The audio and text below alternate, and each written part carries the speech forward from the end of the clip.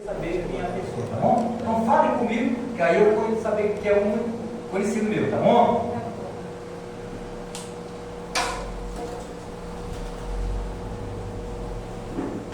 Irmãos, vamos ficar de pé para a gente orar mais uma vez? Olha isso. Pai, nesse momento nós estamos na tua presença, aqui nessa Assembleia, para juntos nós estudarmos a tua palavra.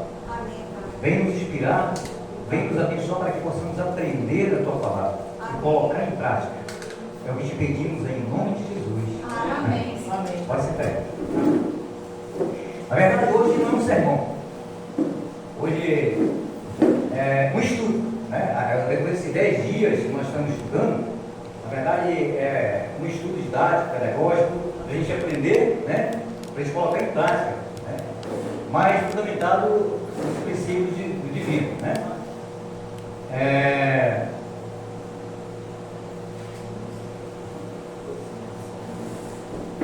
A nossa lição de hoje ela está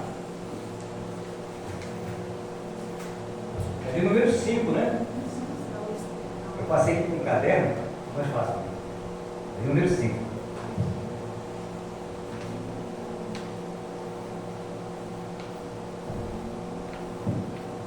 Então, por isso, o nosso assunto dessa semana, de hoje, né, é sobre saúde. Né? Durante a semana e até o decorrer do final dos 10 dias, vamos falar sobre saúde. Né? Saúde física, mental, moral e espiritual.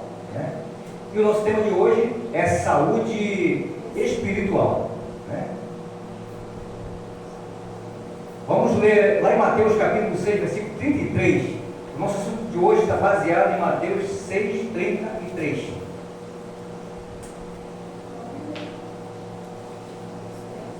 Mateus 6, 33. Encontraram Mateus 6, 33?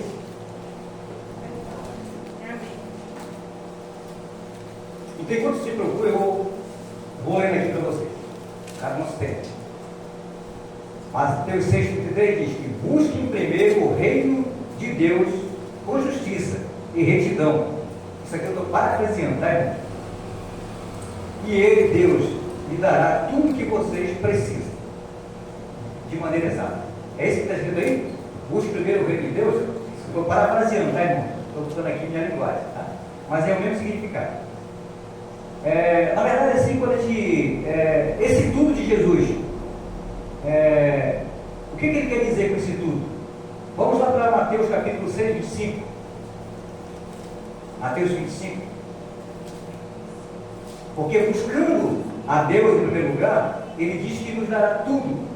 Né? Esse todo, esse tudo. O que é esse tudo? Mateus 6, 25. Alguém gostaria de ler para a gente? 6, 25? 6, 25 diz assim: Por isso vos digo, não andei ansiosos pela vossa vida, quanto ao que há de comer ou beber, nem pelo vosso corpo, quanto ao que há de vestir. Não é a vida mais do que o alimento, e o corpo mais do que as vossas vestes? Então, na verdade, esse tudo que Jesus falou é isso. Né? Se a gente buscar a Ele, a gente não precisa se preocupar com as demais necessidades. Né? Por isso vos digo, não fiquem ansiosos quanto ao que comer, beber, vestir, porque a vida é mais do que o alimento, e o corpo é mais do que as roupas. E ele fala sobre as aves, né? No capítulo seguinte, no versículo seguinte, sobre a natureza, e diz que somos de maior valor do que as demais criaturas. E se ele cuida das pequenas criaturas, né, muito mais cuidará de nós e nos dará o melhor. Então, o Mateus 6,33, ele nos aconselha: se eu cuido de vocês, então busque primeiro a mim, e eu os ensinarei e os darei tudo que vocês precisam. Aqui o comentário diz: dessa forma, entendemos que as demais buscas, quais são as demais buscas? Saúde física, saúde mental, moral. As demais buscas são importantes, né? porém devem estar associadas a uma excelente saúde espiritual. Então, em primeiro lugar, nós temos que buscar Deus. Se buscarmos a Deus, em primeiro lugar, Ele nos ensinou, as demais busca, nós teremos sabedoria para poder encontrá-las e colocar em prática.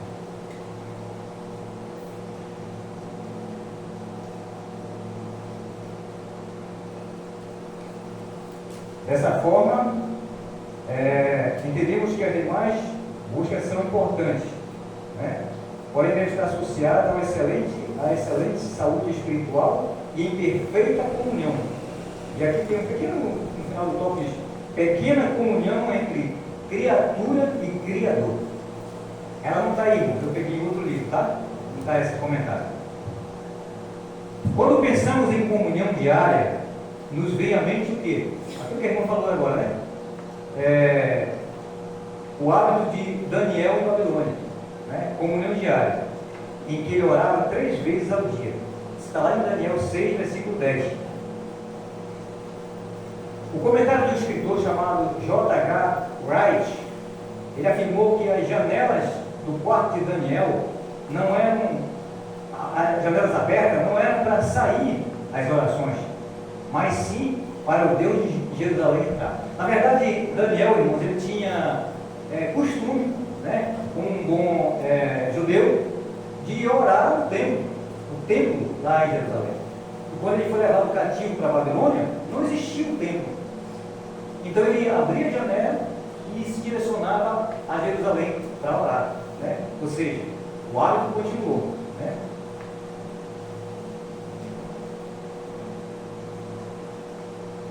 Como não havia um santuário em Babilônia, Daniel era a luz e o sal do Criador do mundo secular em que se movia. Lá no livro de Êxodo, capítulo 25, versículo 8, diz assim: e me fará um santuário para que eu possa habitar no meio deles. Na verdade, Daniel conhecia essa mensagem, conhecia, irmão? Conhecia essa mensagem. O santuário estava lá, mas como disse Paulo, ele agora era o santuário de Deus.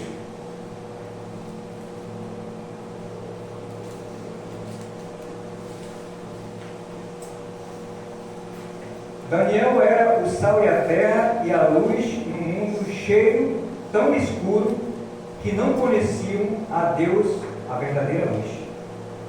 Mateus capítulo 5, versículo 13 e 14. Olha só, não somente Daniel é a luz, mas Jesus também nos convida e nos diz que somos a luz. Mateus capítulo 5, versículo 13 e 14. Vocês vão ver, eu vou correndo aqui para o nosso tempo.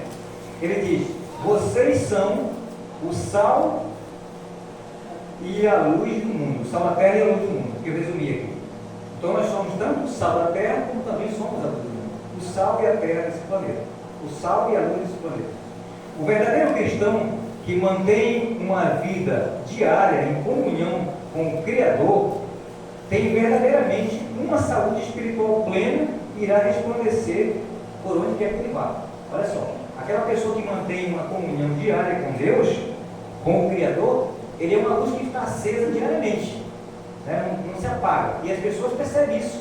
Você se lembra da história de Eliseu, quando ele passava ali naquelas imediações, daquelas regiões que ele andava?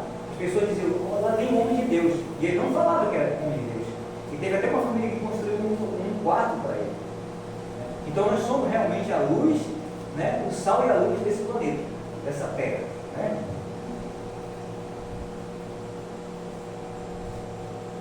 Aqui no segundo tópico fala o seguinte: o segundo tópico, deixa eu ver aqui, é o perigo do cristianismo ocasional. Sabe aquele cristão que só cristão quando é sábado, ou então quando tem uma festa, o 13º encontro, mais ou menos por aí, ou então quando dá vontade, mais ou menos por aí. Mas a gente vamos estudar um pouco sobre o perigo do cristianismo ocasional. No tópico 2. O perigo do cristianismo ocasional: não é seguro ser cristão ocasional. Olha só, né? Devemos ser semelhante a Cristo em nossas ações a todo tempo. Cristo, ele era um verdadeiro obediente a Deus, né? Eu não posso ser cristão porque nós somos cristãos porque somos iguais a Ele. Mas ele era um verdadeiro judeu judeu, né, obediente aos princípios morais divinos de Deus, do Criador. Né? Então nós devemos ser igual a Cristo, né? Devemos ser verdadeiros cristãos. Na verdade, a palavra cristão, ela foi a primeira vez o povo de Deus, os obedientes aos princípios de Cristo, foram chamados lá em Antioquia de cristão, porque eles pareciam com Cristo. Quando eles passaram e chegaram em Antioquia, eles olharam assim, se esse homem parece com aquele galileu, o chamado Cristo. Então, foi a primeira vez que eles foram chamados, os crentes foram chamados de cristãos em Antioquia. Então, o verdadeiro cristão, ele tem que ser parecido com Cristo. Cristo, ele era 24 horas obediente aos princípios morais de Deus. Ele era a luz por onde ele andava. Se nós formos cristãos em todo o tempo, então, pela graça de Jesus, estaremos seguros para o tempo da eternidade. Irmãos, isso é muito importante. A gente tem que ser cristão até o final. Olha o que diz lá no livro de Apocalipse 2:10. Vocês querem ler o 2:10? Vocês sabem essa mensagem. Nós temos que ser cristão até o final. Não é só daqui a um mês, eu vou ficar cristão só daqui a um ano, eu vou sair, não. É até o final. Apocalipse 2:10. Tá? Ser fiel até o fim, dar-te-ei a coroa da vida, a coroa eterna. Apocalipse 2:10. Tá? Ao contrário, estaremos perdidos. O conhecimento experimental do poder da graça recebido em tempos de provas é de grande valor. Jesus confirmará a fé daquele que crê e confia em Deus. Então, no momento das provas, a gente tem que se manter firme. Porque se se manter firme, confiando em Deus, Jesus ele irá confirmar a nossa fé. De maneira que nós iremos o quê? Receber a ajuda de Cristo. Sem dúvida nenhuma. Não seremos decepcionados. Né?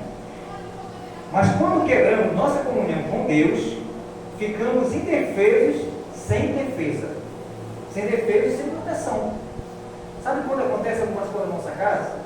Sabe? Com maior intensidade? Essa semana nós falamos sobre o mal. O mal, o inimigo ele joga as setas de maneira direta. Quando nós não temos proteção, somos atingidos, sofremos as consequências maiores. Mas de uma maneira indireta, temos a proteção de Deus, só os estilhaços do mal é que nos atingem. Então as intensidades são menores. Mas quando nós afastamos de Deus, nós ficamos indefesos, nós ficamos sem proteção. Aí acontece coisas fatais. Né? Eu lembro de uma irmã, que são casos que aconteceu. Ela costumava sempre ir na igreja. Eu me batizei em 2023, nós estamos em 2025. E aí eu conheci uma irmã, mas antes eu já ia na igreja, frequentava a igreja, eu gostava muito. Eu conheci os adventistas, eu sempre ia lá. E aí eu me lembro que ela desistiu de ir na igreja, mas sempre a filha dela ia. E aí um dia eles levaram a menina para uma cachoeira, e a menina caiu de uma altura mais ou menos quase uns 30 metros de altura. E ela caiu, quebrou o pescoço e morreu. Então ela estava sem proteção. Ela precisava ter orado pela filha dela. Mas mais do que orar, ela precisava dar testemunho, exemplo, levar os filhos para casa. Né? E ela não fazia mais isso.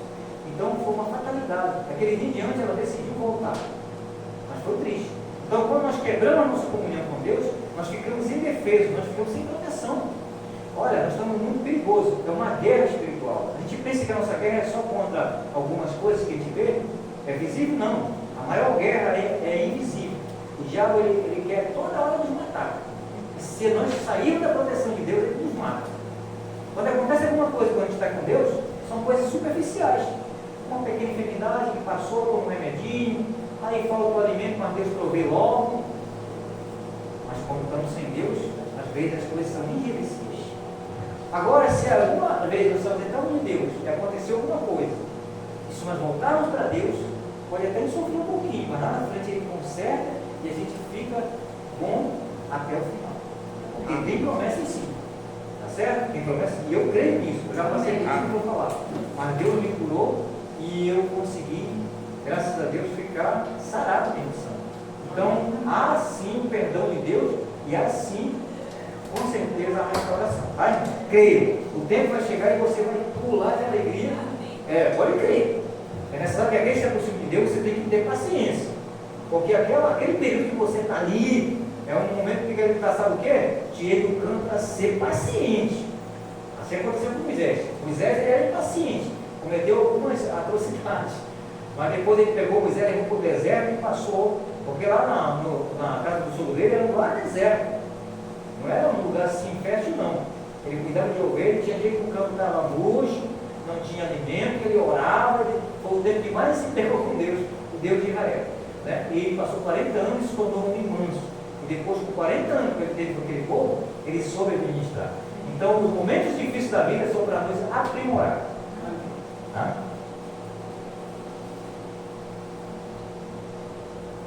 Portanto, devemos ser homens e mulheres de estudos, oração e ação. Olha, nós temos que estudar, irmãos. Nós temos que, em vez de estar passando muito tempo no celular, eu era assim. Hoje não. O celular, para mim, eu tenho uma agenda. Vou pesquisar alguma coisa. Tá? Eu não tenho nem Facebook hoje. Desliguei o Facebook. Hoje eu só tenho algumas coisas no YouTube para me pesquisar e o WhatsApp para me comunicar. Tem coisas que às vezes não são legais. Então eu tiro o tempo. Eu vou ficar pesquisando meia hora, 2 horas, e daqui eu vou pesquisar só as coisas de Deus. Se as pessoas me perguntarem alguma coisa, muitas coisas eu vou saber. Eu pesquiso. Pesquiso na palavra de Deus em livros, mas também pego no Google e outros tipos de aplicativos. Né? Então, o ser humano ele deve ser pessoa de estudo, oração e ação. O que é estudo? Jesus disse assim para os discípulos, depois de 3 anos e meio, examinar as Escrituras. Estudem. Depois eu preciso estar em comunhão com Deus na oração. O que é oração? Adão e Eva oravam? Não. Porque oração é comunicação, é diálogo. Eles não precisavam de orar, mas eles se comunicavam diariamente com Deus e com os anjos, com Jesus e o Espírito Santo. Então, oração é diálogo, é conversa com o nosso Deus. E depois de nós estudarmos, pesquisarmos sobre Deus, o que eu devo fazer, como eu devo agir, isso é estudo. Tem coisas que um cristão não sabe como fazer. Então, ele tem que estudar, ele tem que pesquisar. E depois que eu pesquiso e eu sei o que é, busco informação e sei, então eu tenho que conversar com Deus e dizer, Senhor, agora eu vou fazer tal coisa, Senhor, porque eu aprendi na tua palavra. Né? Não é isso que diz a palavra de Deus, que ela serve para a educação, né? Para correção, educação, e assim por diante. Né? Então eu tenho que colocar em ação. Né? Colocar em ação. Mas colocar em ação, ter ação também serve o quê? Conversar com o meu irmão quando ele tiver uma família frágil. Não, irmão, vamos lá, porque Deus, nós confiamos no Deus poderoso. Pode até custar um pouquinho, mas ele vai vir. Ele vai vir te proteger, ele vai vir te proteger. Então, estudo, oração e ação. Não devemos somente buscar ao Senhor nos momentos das provas e aflições. Porque pessoas só buscam a Deus quando está em perigo. Senhor, o negócio não está fácil. Aí ele parece que vai lá na caixinha, né? E aí, poxa, essa aqui é o meu. Como é que dá aqui o nome? Meu amuleto. Tem uns que usam pé de coelho, né? Tem uns que usam.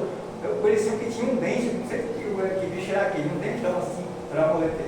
Tem gente que tem Deus como amuleto, né? Quando ele está com segurança, ele vai pegar um amuleto, ele vai lá, puxa Deus assim, é só para resolver o problema dele. Não devemos somente buscar o Senhor como amuleto, que ela falou, né? Não, quando estamos em aflições, mas devemos ter relacionamento pessoal, hábito constante, perseverante em oração e estudo na palavra. Olha, quando nós temos um relacionamento com alguém, a gente só fala com a mulher de noite quando vai dormir, e assim, mulher, traz a minha sandália aí. Ou então, quando hora do almoço, mulher, bota a minha comida. Não, a gente conversa com ela, né? Olha, eu não sou casado agora, né? Estou separado e divorciado há mais de 15 anos. Né? Mas eu tenho a minha filha que cresceu e se tornou uma companheira para mim. Né? Mas ela teve o relacionamento dela, já noivou uma vez, deu certo e tal. Mas independente disso, ela sempre me apoiou. Né? É minha companheira, meus filhos também, né? Porque conviveram comigo mais ou menos uns 5 anos depois da separação. Então, ela é minha companheira, a gente conversa, a gente sorri, a gente brinca, né? A gente não brinca, ela daquele jeito é sério, mas tem hora que ela faz aquela piada, só nós dois e uma gatinha que ela tem seguido, né? E a gente conversa até com a gata, porque ela está trabalhando, ela pega quase 2 horas e vai ser quase meia-noite do trabalho dela, ela trabalha lá no mercado grande, e aí eu converso com a gata, quando eu chego a gata vem, e irmãos, a gata parece que conversa comigo, e ela solta a minha perna e minha mãe assim, e ela vai e faz um negócio, sabe, não sei o que conversa com ela. Então, existe diálogo até com o animal. Tem gente que conversa com o cachorro, eles entendem. Da maneira do estilo dele, entende. Então, nós precisamos conversar com Deus também, irmãos. O nosso diálogo com Deus tem que ser constante. Eu chego em casa, a minha filha fala, você vai estar falando com quem? Eu falo com Deus. Ah, tá. Porque eu estou conversando com Deus. Eu vou poder conversar para Ele. Eu agradeço pelo dia. Eu agradeço porque eu cheguei, minha filha está bem. Porque a gatinha também, eu disse que ela estava triste. Hoje ela está bem. Nós estamos até pensando em adotar um gatinho para ela brincar. Então, assim, precisamos dialogar com Deus, irmãos. Converse com Deus. Adão conversava com Deus. E quando foi que Adão não conversou com Deus? No dia que ele desobedeceu. No dia que você desobedeceu, você foge de Deus. Adão se escondeu de Deus. Irmão, a desobediência leva a gente ficar distante de Deus. A gente não quer mais falar com Deus. A gente fica com vergonha de Deus. É uma verdade.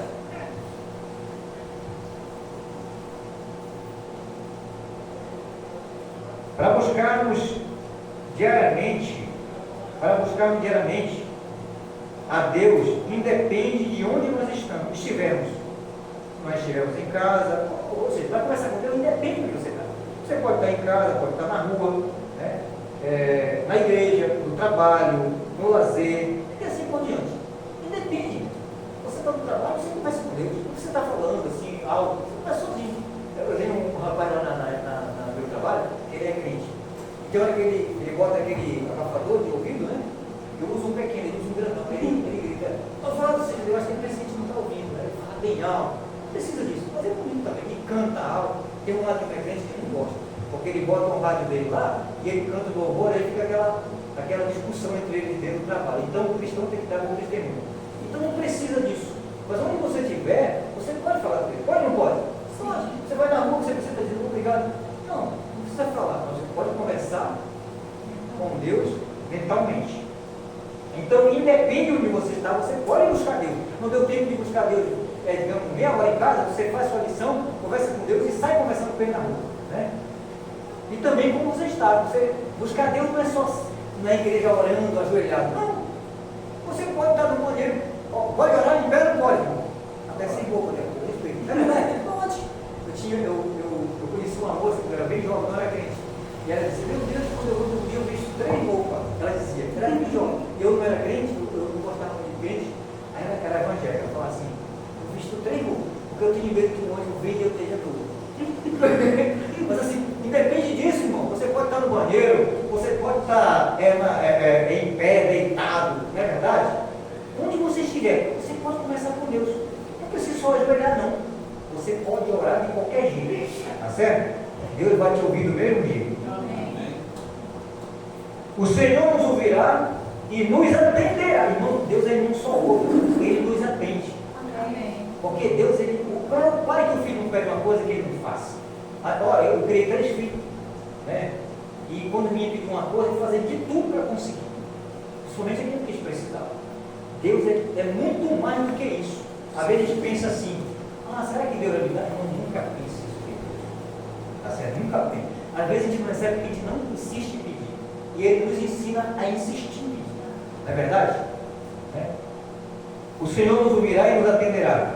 Ele diz assim, lá em Jeremias 29, 13. Irmãos, isso aqui de Deus é uma promessa, é uma palavra. E Deus não mente. Tudo que Deus escreveu para nós, foi palavras que são verdadeiras. E Ele não é mentiroso. Tá certo? Ele falou assim, Jeremias 29, 13. Se você me buscar, você vai me achar. No dia que você me buscar, de quê? Do coração. Irmão, sabe o que significa do coração? É com verdade. Se a pessoa for conversar com Deus com mentira, vou te falar um negócio, você não vai ser atendido. Então, se você gosta de falar com um amigo meu que gostava de beber, ele fala, mas pô, irmão, como é que eu faço para falar com Deus? Eu não gosto da cachaça.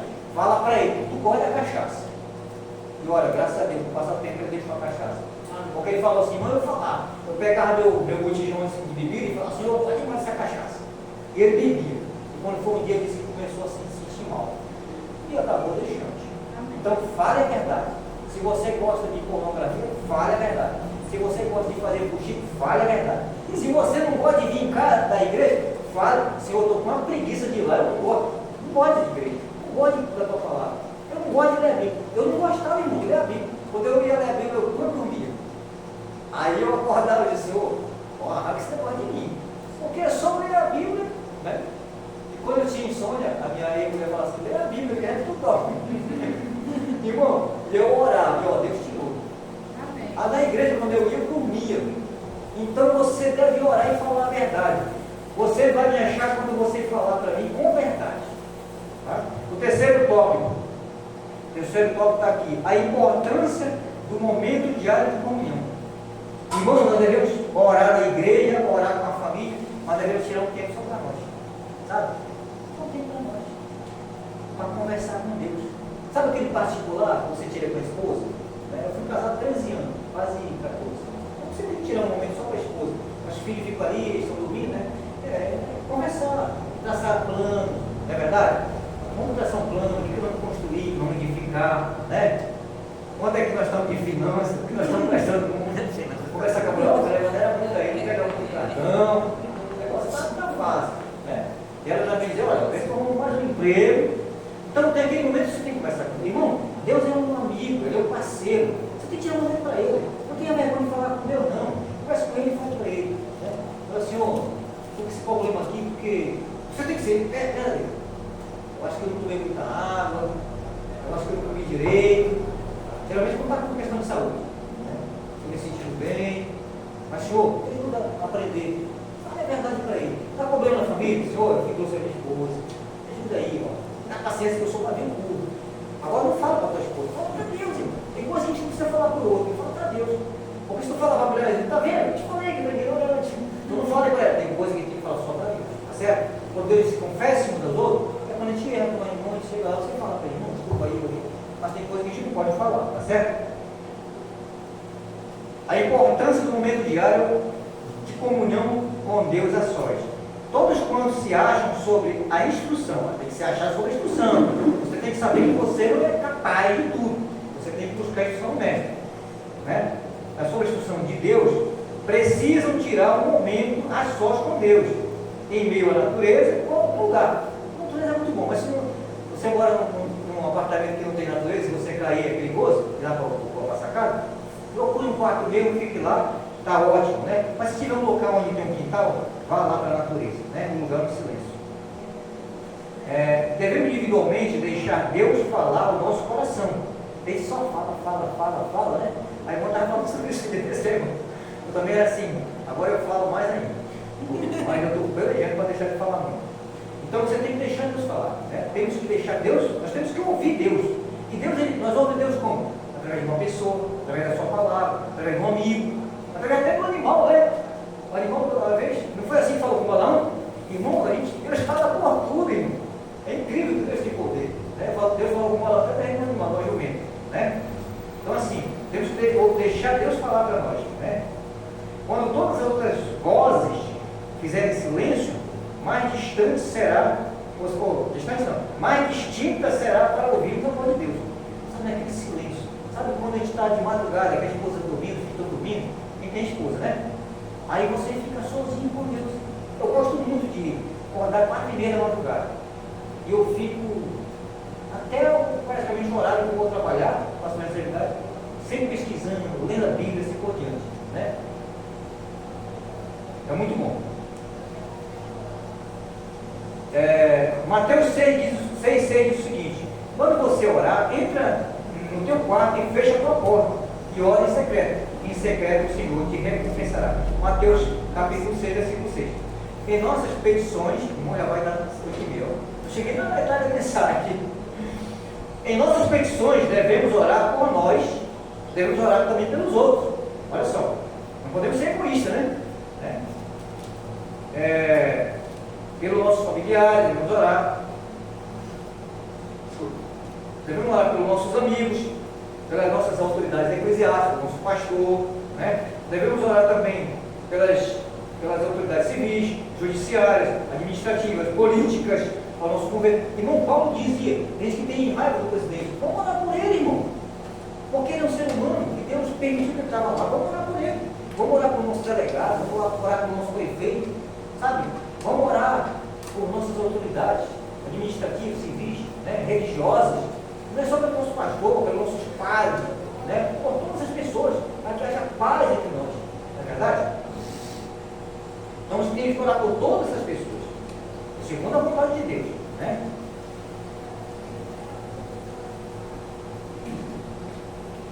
E também orar pela nossa igreja, pela oração e o estudo da palavra, pela fé em sua constante presença, mesmo sendo mesmo a criatura mais fraca poderá viver em contato com Cristo. Ou seja, Deus ele não faz acepção de nenhuma pessoa. Ela pode ser culta, pode ser formada, pode ser leiga, pode ser quem for. Pode ser forte, pode ser bonita, pode ser fraca. Deus ele vai manter relacionamento com essa pessoa. Independente de quem seja. Clamou a Deus, ele responde. Porque a palavra de Deus ela não serve para educação, habilitação, santificação, se mantermos firmes nos caminhos em obediência a Deus e a seu Filho Jesus. Lá em 2 Timóteo 3, 16 e 17. Toda a Escritura, toda a palavra de Deus é inspirada por Ele e é útil para nos ensinar, para nos repreender, para nos corrigir, para nos educar na justiça e na retidão, para sermos pessoas habilitadas para toda boa obra. Olha só, você vai ser habilitado para toda boa obra, né? Você vai ser uma pessoa agora culta. E o último tópico para nós terminar, a importância da adoração pública. A importância da adoração pública será que também a gente tem como adoração aqui a coletividade, né? Em grupo. Oramos em casa, adoramos também aqui em grupo. A importância da adoração pública será um erro negligenciar a adoração pública a Deus. Nós precisamos vir aqui sim. Os privilégios do culto divino não devem ser considerados levianamente, ou seja, de maneira irresponsável, imprudente, sem reflexão ou imperfeito. Ou seja, nós temos que vir aqui fazer algo com zelo, tá certo? Não deixemos de nos congregar, como disse lá em Hebreus 10, 25. Ah, eu vou só lá em casa. Não, eu vou assistir um pastor só no YouTube, ou no meu aplicativo. Não, irmão. A Deus nos aconselha a nos reunir. Quando você fica só em casa, você é com intuição tirado fora do fogo. Você perde a bênção. Você sabia disso porque Deus instituiu o sábado? O sábado ele serve para santificação, purificação e bênção. Então, quando você vem aqui, você recebe bênção, purificação e santificação. E não é o que eu estou falando, não. A palavra de Deus cobre dele. E nós temos que fazer isso. E lá em Malaquias ele fala isso. Né? Vai ministro. Deus ele se coloca a prova, irmão. Ele fez ele 10 com de leão. Então, eu não estou falando nada errado, não, irmão. Se você fizer tudo certo, você tem que questionar para Deus. Mas não precisa, porque eu sei que vai acontecer melhor. Certo? Devemos adorar a Deus com zelo. Ao fazer, devemos fazer com zelo. Né? Tito 2,14. A qual se deu por nós, Tito 2,14, Jesus, e nos remiu de toda iniquidade, e nos purificou. Olha, estou falando que nos purificou, Tito 2,14 fala. Ele nos limpou, nós não temos mais pecado. No dia que nós entramos em Cristo, irmão, nós temos que crer que nós fomos perdoados. Tá certo? A gente pode até pecar depois, mas a gente está limpo. Ele nos purificou para si como povo exclusivo e zeloso de boas obras. Irmão, o crente relaxado, fica difícil ter comunhão com o Criador. Tá certo? Então, portanto, irmão, nosso tempo acabou, né? Mas o pouco que nós estudamos é que nós devemos manter comunhão com o Criador. Né? Buscarmos, antes de buscarmos qualquer outro, devemos buscar a Deus. Para nós estarmos inteirados, nós estamos habilitados para qualquer outra atividade diária, no decorrer da nossa história, no decorrer da nossa jornada até Cristo venha, é necessário que nós mantenhamos comunhão com Deus diariamente. Estude, irmão, a palavra de Deus. Busque a Deus, creia nele, confie, não desista. Olha, eu vou dizer uma coisa para vocês. Se existe um povo, irmão, que encontrou um lugar onde se prega e vive a verdade, esse lugar é aqui. Não é de merecer os outros, não, irmão. Eu conheci muitas outras denominações. Eles têm um foco na verdade, mas precisam conhecer um pouco mais. E isso não quer dizer que nós somos melhor do que eles, não, irmão. Muitos lá vão se salvar. Existem muitas pessoas lá sinceras, mas precisam, irmão, se aprofundar mais na verdade e viver essa verdade. Que Deus abençoe eles e abençoe a nós a cada dia, para que nós que já conhecemos a verdade possamos nos manter firmes até aquele dia e ajudar os nossos irmãos que precisam também viver essa verdade. Amém.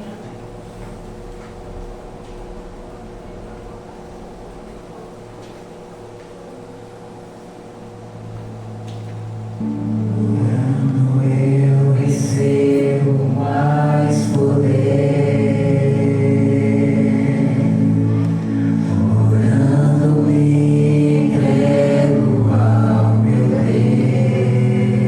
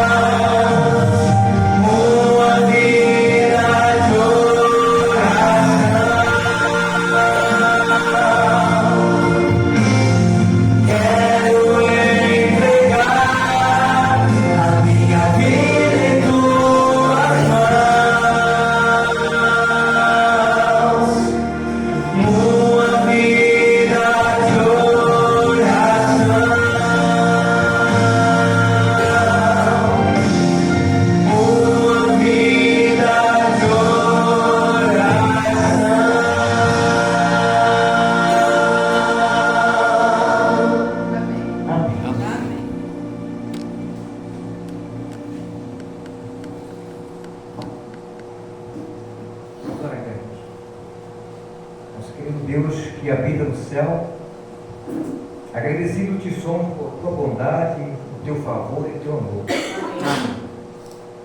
Obrigado que o Senhor nos permitiu vir até aqui na tua casa nessa noite e juntos nós estudamos um pouco da tua palavra, aprendendo mais do Senhor. Queremos te pedir, Senhor, que o Senhor nos perdoe e nos ajude para que possamos, a partir de hoje, colocarmos, Senhor, os conhecimentos que o Senhor tem nos trazido